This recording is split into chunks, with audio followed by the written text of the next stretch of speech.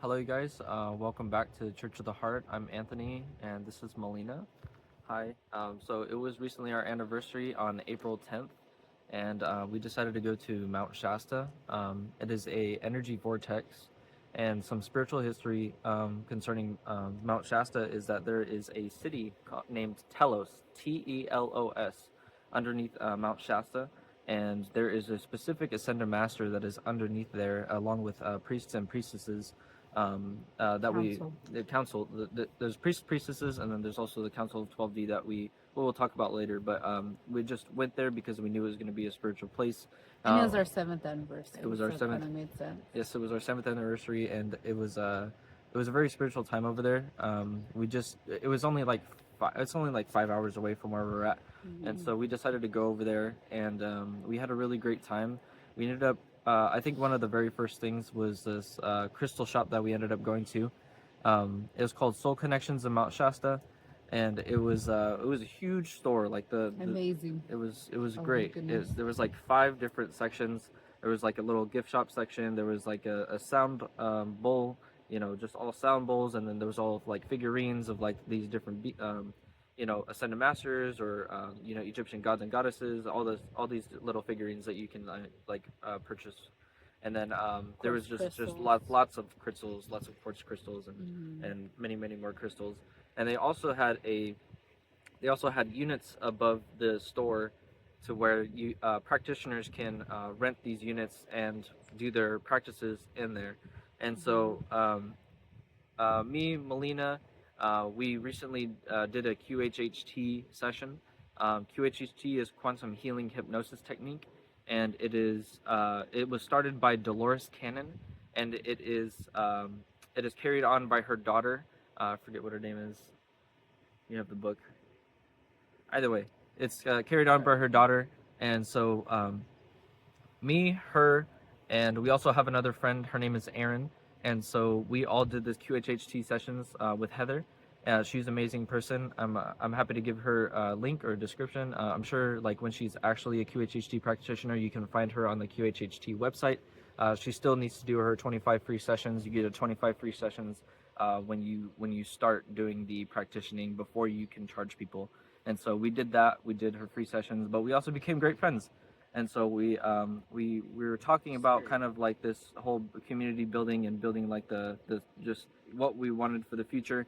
And part of her plan was to come up with something like that, a place that you can host all these people that will talk about sound bowl healing, people that will All the different um, modalities. yeah, all the different modalities like Reiki, QHHT, of course. Like you can have all these units dedicated to so many different practices, and just being there and seeing that kind of like in action after we had already talked about it was just such a just a confirmation that this thing can be done. It was just such an awesome thing just to go in. Synchronicity. It was super synchronistic. It was awesome. So we ended up going to that Soul Connections one, but we went in at the very last moment because they were about to close, and so there was one person that they were about to check out. And so we went in, just took a look around at the store. We wanted to see if there was a crystal called sodalite. We actually got it. This is some sodalite right here. We had held this lit. Yeah, so we both got some little tiny tower. But yeah, we got some other cool crystals there too. Um, and we had found out after we had left a place that they were holding events. Oh, she told us to look at the billboard outside, so like, okay, cool. We went to go look, and how do we pronounce her name? Magua Ikwa was her name. No, I think it was Makea Ikea. No, it's Magua Ikwa. So Magua Ikwa in Mount Shasta, she does the journey to Telos. She does women's retreats, and she also does. I'm sure she's basically a shaman. Um, uh, and it was great meeting her. But it was just so synchronistic because literally like we went to that store, we saw the billboard, and then we went the day after. And so the day after, No, it was the same day. it was the same day, huh? Yeah, because we went to go look at another crystal shop, and it was already time to go. Right. Yeah, we went back to the store. I can't believe it was the same day. Yeah. Yeah. Okay, because there was some other event the next day. Mm-hmm. But yeah, we ended up going the night of. It was about like 7 o'clock. We went to the store probably about like 5 o'clock, so we had a couple of hours to just chill around, look at Mount Shasta downtown. Mm-hmm. So we didn't spend too much time in nature in that day. Um, but we went back and went into the ceremony, and so we went upstairs into one of the units in which she held the ceremony. She had some gongs and some singing bowls there for her practice, and so we ended up getting in a circle. There was probably about like 6 people there. I think there was 2 guys. There was Melina. There was me. There was 2 other ladies. There was 1 guy, and then there was two There's other. 3 ladies. There was 2 other ladies though. There's Yeah. probably about like 7 or 8. Mm-hmm. And then we had Magua Ikwa in the center, and she was guiding us. She was just giving us a description on Telos and just the history on it. There's Saint Mm-hmm. Germain, but we also found out that Saint Germain has a twin flame, Lady Portia, I believe. Mm-hmm. And so along the journey of Telos, just her guiding us into the Mount Shasta city underneath us. It was a great experience. She just basically filled us in and told us that there was going to be certain things that she was going to say.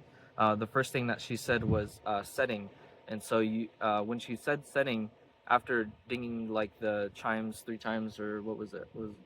She either did chimes or she did like the drummings, and there was setting. There was a power animal that was going to manifest. When she said power animal, you were just automatically going to think of a power animal that was resonant with you.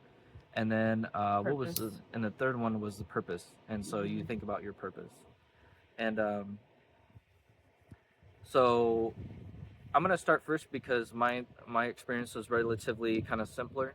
Um, she went into a really deep experience, and so she had some notes for her to talk about her experience. Um, But during the drumming session, after getting all that information, after all that, she said setting. My setting was I'm not able to imagine too much. I tried as much as I could, but the consensus was just be here now, and so I just focused on the here and now, and I just tried to be as present as I could, and then she said power. She said power animal or animal, and so I didn't get too much of a visual, but I kind of got like an outline of this lioness figure.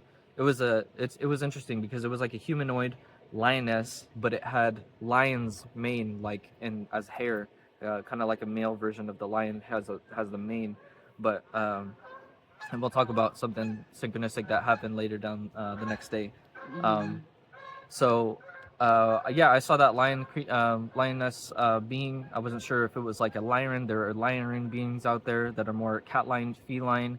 There's also descendant of Speakin, which she got told that Speakins were around her, and so we just started investigating all these different types of beings. So it might have been a lion, but it also might have been an inner Earth being. We could call them Agarthans. We could call them Lemurians. Lemurians, like they used to live they used to live above ground, and then apparently there was a flood, and there was a great natural disaster, and they had to go in Earth, and so that's where that history goes. But anyways, but yes, as I continued to work with like the drummings and the sessions, I didn't really get a purpose. I was just mainly just there to. I didn't get a purpose. I went in to just basically put energy and manifestations into just the future. Wanting to create a community, wanting to create a business, wanting to just blossom spiritually, and being able to spread that and share that with others.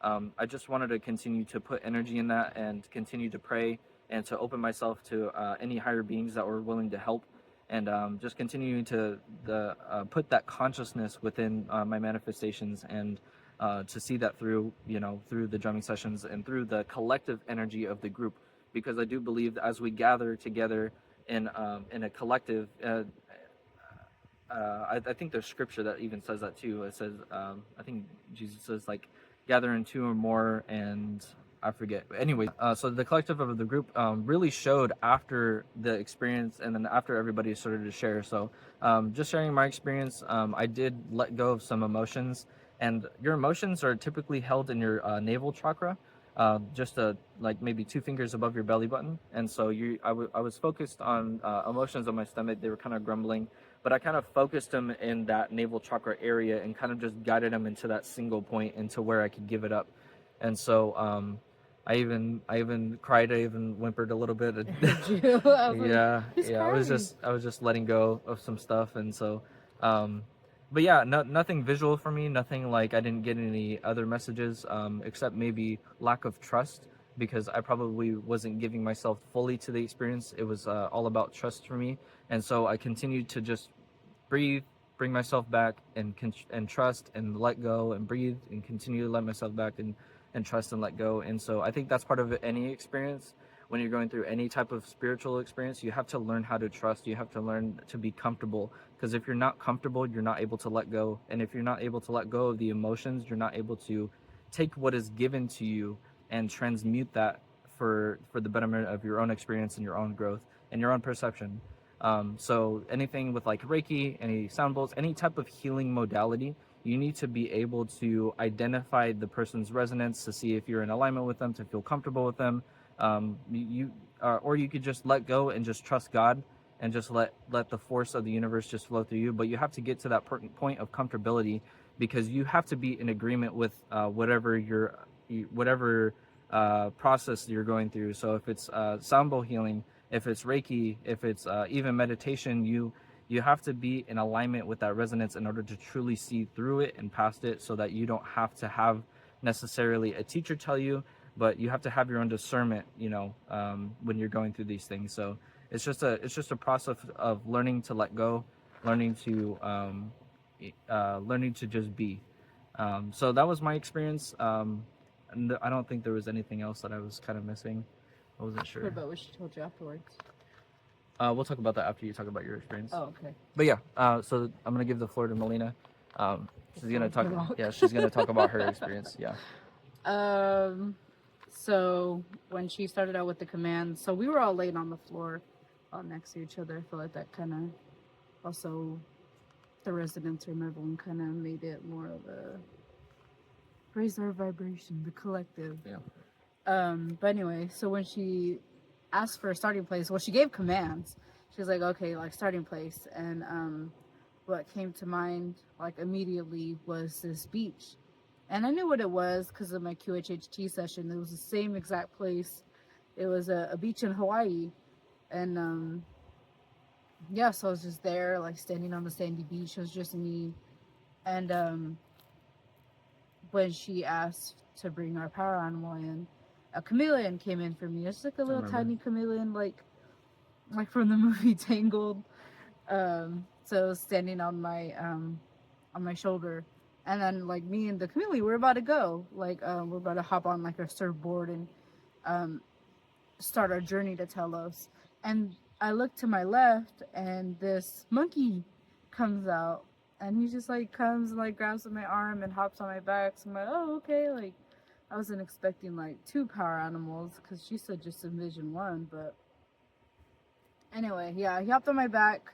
I'm assuming it's a he, and we went on a surfboard, and it was like a surfboard, and we went to like this black hole, and this black hole was in the ocean. So we're all just riding on this surfboard, and then I pop up on the other side, and I could tell like I'm in Telos. Like I couldn't see any structures or anything, but I knew that I was there. And my focus that I went in with, I tried to really harness this in because I always focus a lot, but it was purpose and healing. So I'm okay, like this is what I'm going to focus on, my purpose and my healing. And as soon as I had gotten in, a being greeted me, and I was like, okay, like hello. I didn't get any name. I didn't really see like their face, like nothing, but I knew it was like a male presenting being. So he came up to me, and I was like, oh, like hello, and Speak up a little bit. speak up. Okay. Yeah, it was a man, and he showed me around, and I asked him, I was like, well, what's my purpose? And I was shown this visual, like he led me to this visual, and I could see myself, like it was me a little bit older, but I was holding space for a sound healing, a sound bowl session, and I was sitting on the floor. There's this huge gong next to me. There's these crystal bowls in front of me, and I see like a crowd of people, like all just sitting on the floor, crisscross for a session. And I'm like, wow, like, this is amazing, And as I look like I'm talking to the class, I'm looking as well. So like my future self and my present self. And I look out and I see like a child, and I felt like that was my child. It was a little girl, and I've seen this kid before in multiple like meditations, but I wasn't expecting this like at all. Yeah, we've seen our future kids a couple times. Yeah. Multiple times. So it's a boy and a girl. Yeah, and the girl's always older, but yeah, the girl's always first. Yeah, but yeah, you see this little girl, and she's in the crowd, like looking at me, like we're smiling at each other, and she's playing a bowl as well. Like she's learning how to do like these sound healing sessions as well. It was amazing. And another, oh no, so it was this being, and then I met Saint Germain as well. That I was not expecting. That was really awesome. But he came up to me too, and he kind of looked like the photo that we had seen outside, but more of a kind of dirty blonde, brown hair, beard, long hair. Just a quick little information. So the first time we had ever heard of Saint Germain, it was me and our friend Aaron, and we were going through meditations, and we had actually gotten a book from a UFO tour guide from Hawaii. And so when we went to Hawaii, I went to a UFO tour, and I ended up meeting this guide, and her name is Dr. Lisa Thompson. She has a few books out. I have 3 of her books, and she's an incredible person. And so we did some meditations here in the location that we're at right now. And during reading the meditation, it was all about connecting with, she gives you individual meditations for certain beings. Mm-hmm. And we were going through these meditations, and we're actually guiding her. I was actually guiding her to Agartha, inner earth. Okay. And so, yeah, it's the Agarthans. You call the inner earth people the Agarthans, the Lemurians, and so anyways, during the meditation, I had never read this before, and so during the meditation, I told her to imagine Saint Germain sitting next to her. And so I had no idea at the time who that was, and she had no idea who that was. And so after doing the meditations, after guiding her to inner earth, we looked up a picture of Saint Germain. I showed it to her, and it was the exact same picture. She was like, "That's him. Like I saw Saint Germain." Mm-hmm. And then it was so crazy because like she's a hardcore Christian, and she reads the Bible, she knows the Bible inside and out, and she does, she's just very knowledgeable on the Spirit of God, of Jesus Christ. And so it was very interesting to see her kind of visit that spiritual realm in a way that she felt safe and comfortable, and she actually met another ascended being. And so I think that kind of like shifted a little bit in kind of like the direction of like where things are going. Like obviously we're involved in the New Age and metaphysical, but we're learning about these different beings as well. So I think it's really cool that Saint Germain is part of our journey, and I'm so glad that he lived so close to us. So it was great. Mm-hmm. Anyways, go ahead. So it was Saint Germain and the other being. I wish I got the name. I feel guilty for not like asking for a name. She said that Adama was with me. I believe that's how it's pronounced, Adama. Mm-hmm. Well, these were like beings that were like surrounding like our the whole session. Mm-hmm. Yeah, but anyway, so Saint Germain was with me as well as the other being. They're Lemurians. Mm-hmm. Yeah, that's what I kept like calling them. But anyway, they called me the mother of frequencies. I'm still kind of wrapping my head around that one, but like it kind of made sense to me as well because music has always been like a huge part of like my life. I always tell Anthony that I can't go a day without listening to music, so I can't even go to work without listening to it. But I think that also brings in your nurturing aspect as part of healing through sound. So you're being the mother because you have a nurturing spirit while you're healing people through the sound bowl healings. And so yeah, and I've always been called like the mother of the group, and I think a very nurturing person. One of our other meditations here, she was also called a nurturer.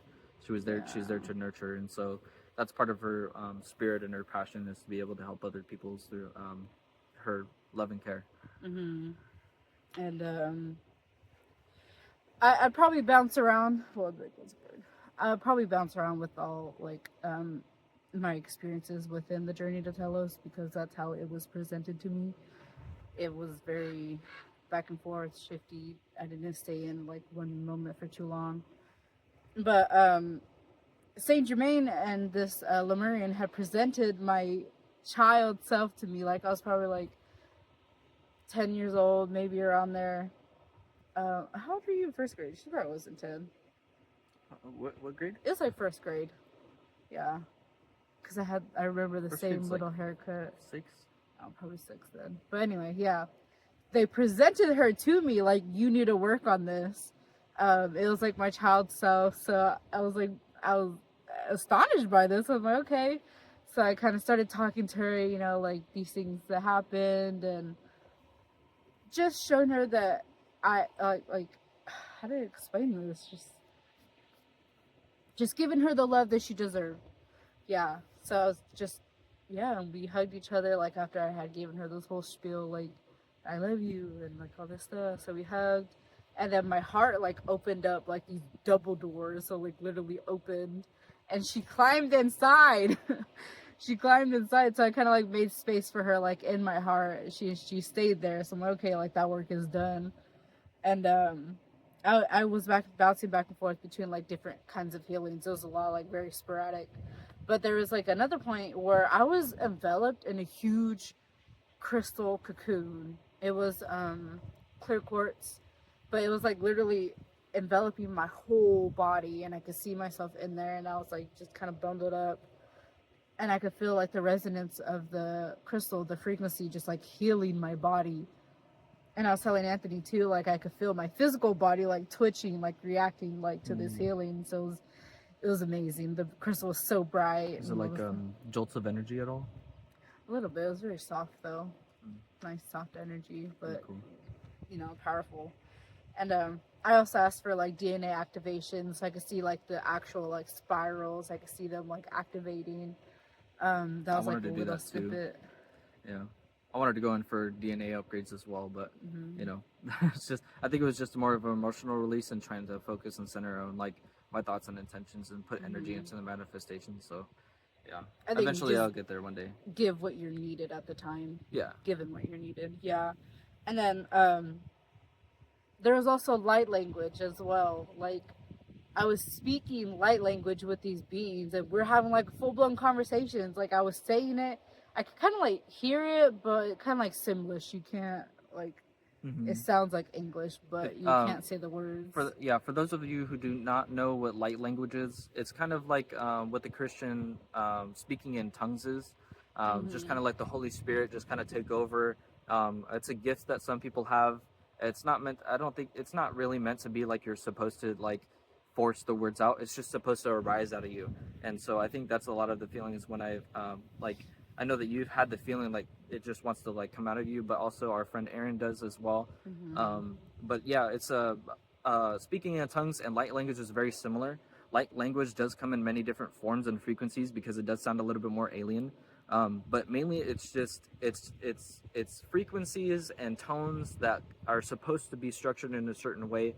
Some people will be able to channel that super well, and you'll be able to hear it like when they do speak their light language, that it's true, pure, authentic, and from a real place. Continue to have your own discernment, but light language is just another modality for you to just speak the light that doesn't need any specific words, doesn't need any specific notions or anything. It's you're gonna catch onto the vibrations, and you're gonna synchronistically just attract to whatever you're hearing, and just implementing that into your overall vibration, if you know what I mean. But yeah. And then I was also Saint Germain, as well as this other being, the Lemurian, he had put his forehead on my forehead. Cool. Yeah, so we were like forehead to forehead. I believe like he was like trying to activate my pineal gland because he also put his finger on there. And Saint Germain put his finger on there like, you will be activated, you know, like this needs to be activated. Wow. Okay, so they did that. But they told me that like you're a powerful like being, like I don't fully grasp that yet, but they told me like this is like what you are. And I also bounced around with some generational trauma like that had popped up as well. I was shown my grandma, my mom, so it seems like it's a trauma that kind of runs through the women in my family, I suppose. And Saint Germain's like, do not point the finger, like don't put any blame like on anyone, like the fault is no one's. So I felt like I was kind of dissolving like that trauma, like so that I wouldn't continue it like within I guess my children. So that was shown. Um and yeah, just in order to be free, just healing that trauma, that stopping the cycle. I think that's important for anybody progressing through their, traumas or just learning how to forgive. I think one of the things that has come across my path is just understanding that everybody is programmed. We're programmed from a very young age. We don't really have a society that teaches us how to reprogram ourselves. Usually, you need to surround yourself with better people in order to be better. But if your environment doesn't change, it's easy to get caught up in those ways. And I think this whole process of being more conscious is learning how to think for yourself and learning how to think outside the box and not just taking what is already given to you, especially if that's in a negative form, in a negative way. Sometimes you'll see people that are born in a negative environment and they'll continue those traits or characteristics. But I personally believe, like for her, like she was born in kind of like a negative way. I'm not going to say in what ways, but I just see her moving away from that because she has gained a lot of perspective from it. And so I just encourage people to understand that people are just moving about their own ways of life without full consciousness, without full understanding. Nobody really teaches us these things, so I think it's important to understand where people come from and to understand that nobody is teaching them how to like communicate very well or how to act very well or whatever it is. So you really do just have to focus on you as an individual being if you are to truly be empowered in who you are. And so I really, really encourage you guys to go within, because that is where the power is. It is not in anything external. Like if you were left alone in the woods with nothing, like all you would have would be yourself, would be your heart, would be your inner power to guide you. And so that is the mission, to truly empower you guys so that you guys can break these cycles, these chains, and whatever is negative in your life. But you have to come from it from a conscious, light-hearted place for you to be able to love whatever comes through, because you must love that negative part of you, or that I only say that negative part of you because sometimes people hate themselves, and so you just have to it's a continuous like blossoming, like letting go, accepting, being conscious of it, learning to let go. Yeah, acknowledging like your shadow self and learning how to like integrate that. Yeah. I mean, me, I didn't grow up in a great like setting, but I'm grateful for it ultimately because it did shape me like who I am, and just I feel like a better person because of it, and I feel like I've lived on both sides of the coin. Yeah. So. Yeah. Very full spectrum life. Yes, exactly. Yeah. Anyway, back to I have a lot more. Yeah, she has a lot. Yeah. There was a lot of healing. So at one point I was in this big old pool, like, and it's so cool. It's like an infinity pool. There is no beginning. There's no end. I was just in the center of it. And I could see like these almost like little tiny nanobot technology, and I was like, I thought that was cool. Yeah, it was crazy. It was just like they were there, and I knew that they were like healing me. I know, sorry. Yeah, there's nanobot technology, and it was amazing, just healing me. I don't know what way that did, but I know that water is a form of like cleansing, Just a quick information. It's interesting, like when you hear people have these experiences, especially if you don't know how like your astral body can go somewhere, or you can project your consciousness somewhere else while your body is still there, while you're still breathing and stuff. And so I think it's important to understand that we are still in our bodies, but we're projecting our consciousness out there. Astral projection. You look up astral projection. Look up astral travel. Look up what's that one called? Remote viewing. Yeah, remote viewing. I believe we've talked about that before. A remote viewing where you can project your consciousness out into anywhere, because all of that is accessible. And so if you learn how to do that, you can access that, and you can go to different places in the world and also the universes as well. So yeah, continue. Just travel anywhere.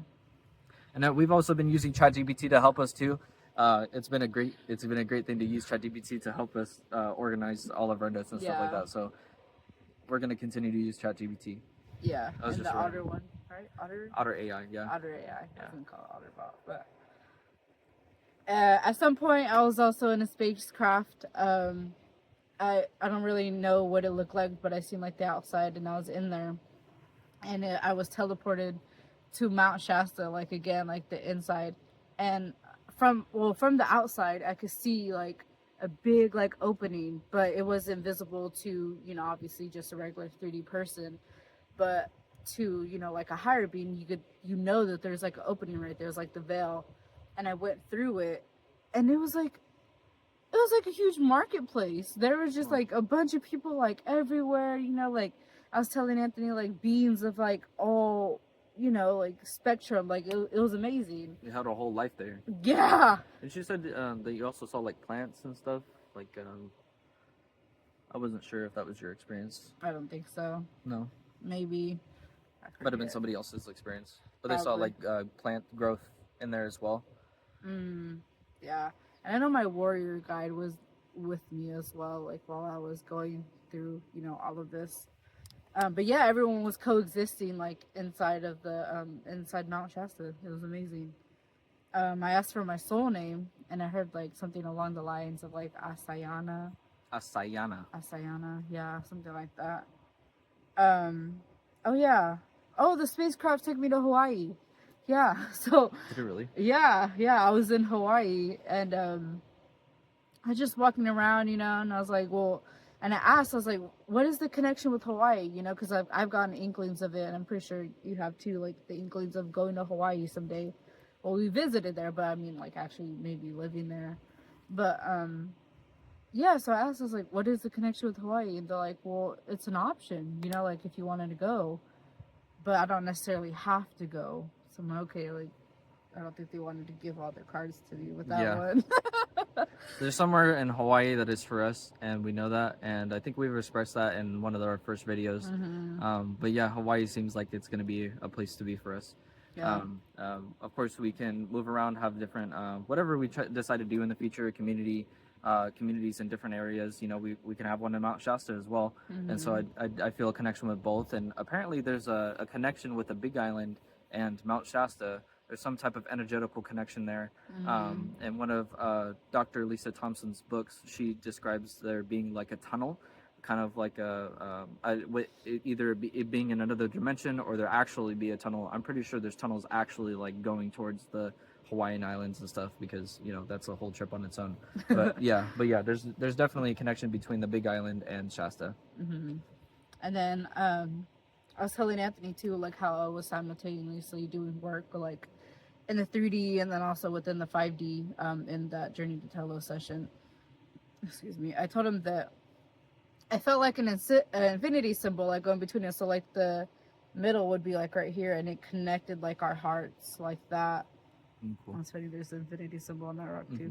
But anyway, yeah, I felt like the infinity symbol like working its way like through us, and I was like, oh wow. And I told Anthony that I wanted to reach towards him, but they're like, no, like he's having his own journey, his own like sessions. I'm like, okay, like fine. So I didn't do it, but it was really cool.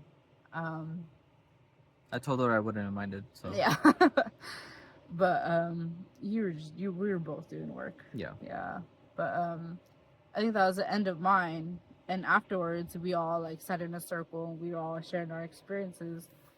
And the facilitator, she was telling me that a being came in and just randomly was like, "No pork." And she was like, I don't know what that means, but me and Anthony were laughing because like I had been told that in one of my meditations here. I was like, no pork, because I seen a vision of like this farm, and I was like, oh, there's no pigs. I'm like, why is there no pigs? And they're like, no pork, don't eat pork. And I'm like, oh, okay. I'm like, all right. But it was funny that it popped up like in this session. She was it's like, yeah, interesting no to see that confirmation along religious context too, because certain religions don't allow pork and the consumption of pork. And I think we're really just starting to get the kind of idea of it being just super nasty, and they're filthy creatures, you know. No, You know, we no disrespect to the pigs. I mean, they're but- dirty. I mean, lots of love and light to them, but please don't eat them. At your own discretion. But it's Yeah. it's just becoming real apparent to us that pork is not the way. Yeah. Sorry, I mean, I've guys. never I love liked pork, chicharrones but and I love it's pork not rinds, and good. I love pork belly. Can't do it anymore. Sorry. Yeah. But yeah, and then she told me that like a being came through was explaining like my essence, my energy, and she said that it was like a fairy. I was like, oh, okay. You know, she said like my energy is like very soft, but it's powerful, you know. And she said like you need like to kind of go through whatever, like being protected. Like I have to make sure like I'm protected or Yep, something. more Like, fragile okay. beings need more protection. So her description was Not fragile, but like soft. soft, fragile, Whatever. but magical. Yes, But magical. yeah. So she told me that I'm a great manifester. I'm like, yeah, like Yes. not to my own horn, but Yeah. but I can agree that she's a great manifester and she has potential. Like when she focuses on her manifestations, she's able to generate easily. And later down the road, we'll talk about our human designs. That's kind of like another thing, along with like astrology and numerology. We're learning about human design and how each individual is operating in a certain way. We'll talk about that, but she, in short, she is a generator and I am a projector. And so you guys can look that up in the meantime while we, talk about something else. yeah, supposedly that's not common for relationships, but I don't know. I'm I just feel like starting to it's get. great. But yeah. So our QHHT guide, Heather, she actually has a book on human design, and she actually took a couple courses on human design and how to organize people's human design for business.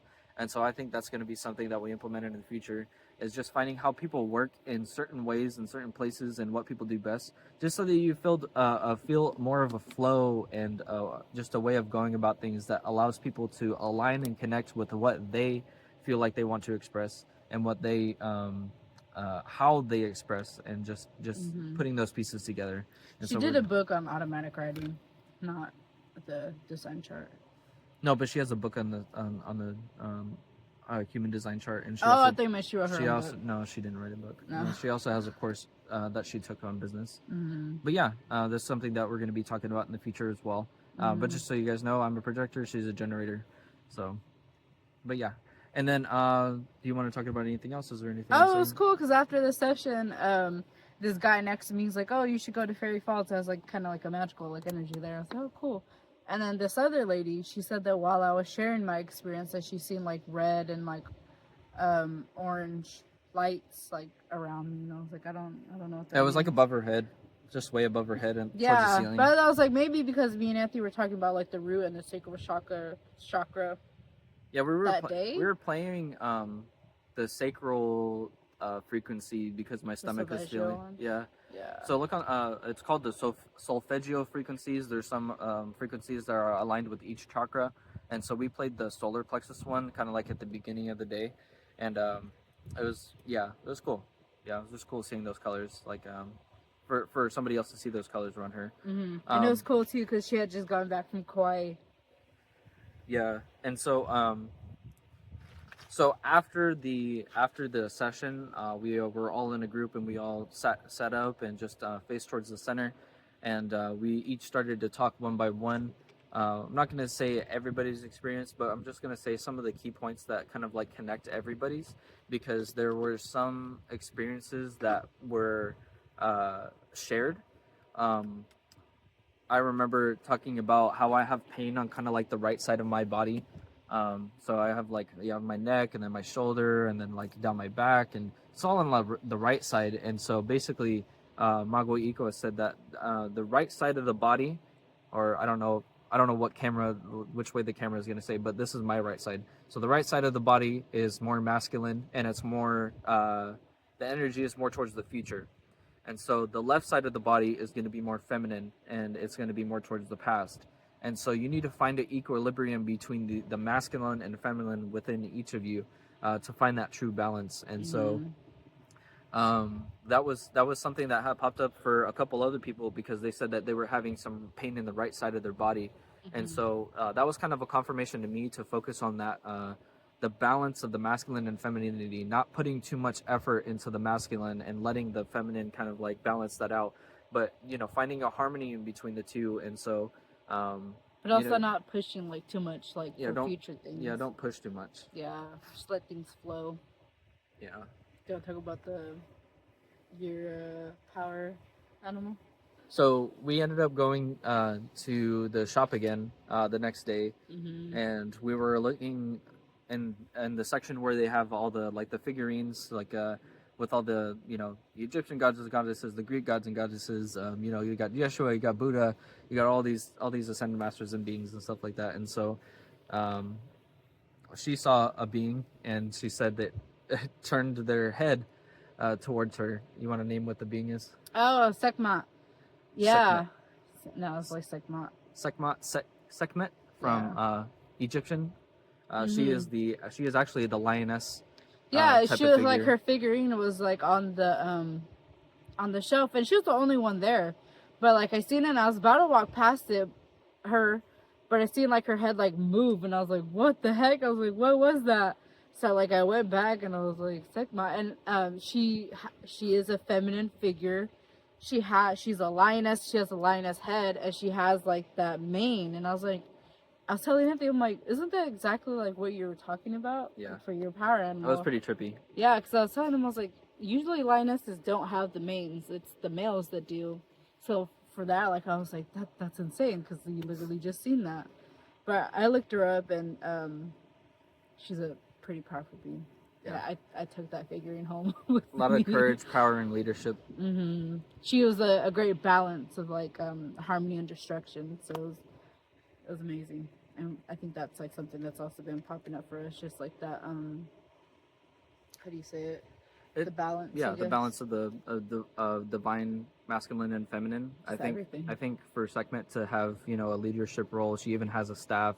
She has a snake kind of like at the top of her head with like a circle around her crown, headpiece. her headpiece. I don't think it's a headpiece. I think it's more of a symbolism of kind of like the divine, and because the circle is more of like the essence of the divine. But there's that snake in the front, which kind of represents kind of like there's a snake that's like right here at the top of her head. And so it's that fierceness, but it's the divine fierce, And so it was very, very cool, like her being able to see that Sekhmet was kind of reaching out in a way by turning her head. She actually got a figurine that's actually about like this Yeah, tall. that's what I said. I took the figurine home. But it was interesting too, because she acts like as protection. So I thought it was like a great synchronicity that Makaya was like, oh, like you need like that protection. So I asked ChatGPT, like I told him my experience, like, oh, like this is very like synchronistic, the fact that this happened in the meditation, and then like you're meeting this figurine, like you seen the figurine move. So it's like, oh wow, like this is amazing. So I took it home. I'm just kind of wondering like why I kind of like felt that and kind of like saw that in my first experience, and then you caught on to that as you saw the figurine kind of turned its head. I'm just kind of wondering, like, is that like me being the protective spirit that you need, or is that the Sekhmet, that the energy that's coming through that she needs? Who knows? We'll figure it out down the road. But I kind of tied it with the fact that she's like a feminine like protector and like all this stuff, and the fact that you were too in your masculine. That's the way that I was like looking at it as. So, that's true. I don't know. You think about it. But yeah, overall, really, really good experience. We had an Airbnb that was literally right next to Mount Shasta. Oh, so awesome. Yeah, it was really, really great. We went into nature on the third day. We only spent a little bit of time over there, but we were having a good time. We were by like a waterfall. She had never seen a waterfall before. Goodness, yeah. Yeah, and you want to tell them what's else? Oh my gosh! So Anthony was like trying to do all this stuff, like, oh, you need to focus on this, but I'm like, let me go into like my own little quiet, like kind of thing. So I like went deep within, and we were sitting by the waterfall, like right next to the river, and I was just, I guess, acknowledging like all of the beings, like giving like my respect and my love, like to the beings there. That were probably like, actually, yeah, obviously, there. Yeah. There's a lot of energy, a lot of beings, a lot of sightings in Mount Shasta. Yes, and then Bigfoot, Sasquatch, like just popped into my view, and I was like, whoa, what the heck? And it was kind of just like, oh, like, hi, you know, and then bye. Like, it was amazing. I was like, what the heck? I think that was pretty much it, though. Huh? I set an intention that I wanted to see Sasquatch when we went to Mount Shasta, but she ended up seeing him, so it was awesome. So a little information about Sasquatch. They are from the planet called Maldek. Their planet was destroyed because I believe they accidentally destroyed their own planet. So they migrated here to Earth. You can find more information. Bashar actually talks about this information. Mm-hmm. Many other people talk about Maldek and we're Bigfoot, but apparently their genes are within us, so we are them, and they're a family. Mm-hmm. And they actually they slipwalk, they slip through dimensions, and so it's very very difficult to kind of find them unless they want you to find them, and so that's part of like the whole slipwalking into dimensions, because you can't see them unless they're in a dimension that you are in. Mm-hmm. And so I think it was really really cool for her to kind of see like the dimension kind of like shifting of how they can pop in and out of dimensions. So yeah, I thought that was he really popped in really fast. that was really cool. I think also just because like I was acknowledging nature, and they're like a huge part of nature. Oh yeah. You know, so you have to like respect it. Yeah. So, you know, I feel like the fact that I was doing that, and also kind of trying to bring in that fairy essence that the facilitator was telling me. So I feel like that's why he had popped in. But it was amazing. Yeah, it was great. Yeah. Overall, really, really, really spiritual experience, and I feel like we made the spiritual connections with, you know, people that we had the session with, but also the shaman that's there too. She lives there, and we're happy to, you know, we just have put her link in there. yeah, we have a vision for the future. We'll put her links down in the video, and we just want to share that future with people that are like-minded and that want to develop these relationships with these beings, these higher beings that are here for us and that are here to connect. And so part of what we want to do is the CE5 contacts, Dr. Stephen Greer's CE5 contacts, just basically getting people in a group doing meditations so where they can allow themselves to let go, to love, to have gratitude, to connect, and to be able to connect themselves with the higher beings that are above, for them to come down or for them to meet them face to face. And so we want to facilitate more of these you know, meditations, just to be able to get people to connect with themselves, but also in the future to connect with other beings as well. And so we just want to thank you guys for, you know, just supporting us, and please give us a like. Oh, one more thing too. Oh, yeah. One more thing. We forgot about it. But when we had to like come back home, me and Anthony were talking about, because I'm starting to do the sound healing sessions, and so we were just talking about it. We're on the way to my house, and like I was like, oh, like what if? How did he? I don't know how he got brought up, but I was like, oh, like aliens. And you then know? she said aliens, and then at the same time I said something about her like doing like sound bowl healing, and then shortly after we see like a light in the sky. So it was so bright. It was literally the same lights that we had talked about in the videos before. We had, I think on our second video, our third video, we ended up talking about the UFO experience that we had after doing meditations here and seeing them on the way home. We look up and we see a single like light in the sky, and we go past some trees. I'm like speed up, like I want to see it. And then by the time we passed the trees, it disappeared. It was gone. There was no plane, there was no helicopter, there was nothing up there that would be reflected. We looked for a while too, because we were at an intersection that we were able to stop, and we were just looking, and I was looking, there was nothing. So it was just really really crazy as far as a confirmation that, you know, this is another next step and kind of like open contact and also in our purpose and our journeys as well. So I find a lot of gratitude in just all the synchronicities that have popped up, and I'm just so grateful for it. So it's great. But yeah, thank you guys so much again. And like I said, give us a like if you guys enjoyed, and give us a follow if you guys want to see more content. We'd be happy to share more in the future. Thank you guys. There's more to come. Yeah. Peace. Bye. Bye.